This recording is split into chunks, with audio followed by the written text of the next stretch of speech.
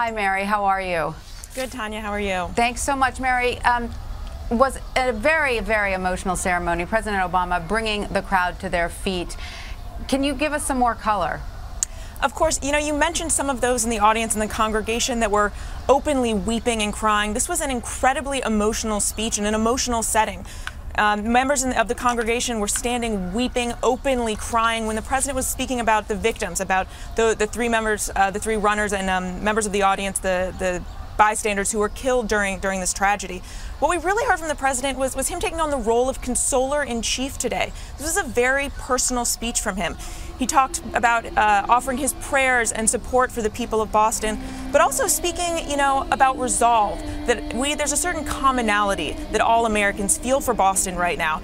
He said, every American stands with you, that Boston is all of our city.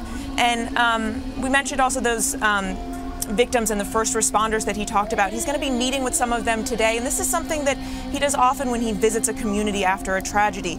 He likes to deliver personal public remarks, but also to meet one-on-one with those who have been most impacted and affected by the tragedy. And finally, we did hear the president talk about bringing to justice those people that were behind this, and we just got that update from Taman about the progress there, but this manhunt very much continues, and he vowed once again that this nation will bring to justice those who perpetrated this attack.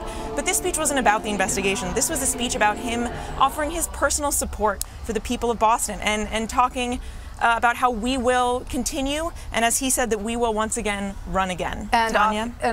Obviously, Mary, talking to a crowd where emotions are still very raw. We saw one of the choir singers, we just had her picture up there again, actually weeping, openly crying at the ceremony. Clearly, this is a city still healing, still in a lot of pain.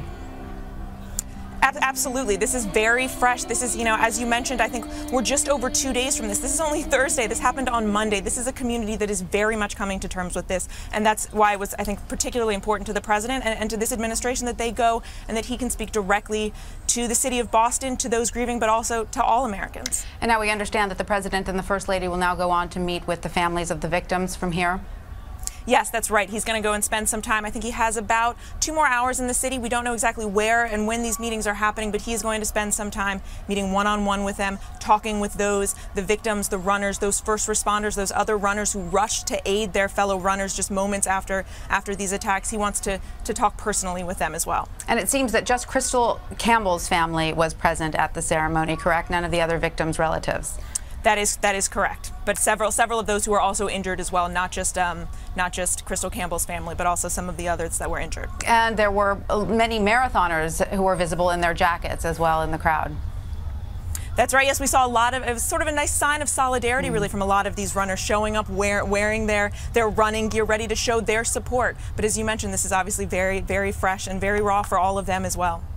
And obviously security very, very tight there. This was a city that has, as we understand, 1, possibly 2 suspects on the loose still, and the president is in town, so obviously everyone is still very much on edge. Absolutely. I think, the city obviously has heightened security, as do many cities. I'm standing just steps away from Pennsylvania Avenue that's still shut down in front of the White House, so there's a certain amount of heightened security just in the aftermath of these blasts, but also with the president there, of course, that adds an extra additional layer of security for his presence. Absolutely. All right, ABC's Mary Bruce at the White House, thank you so much.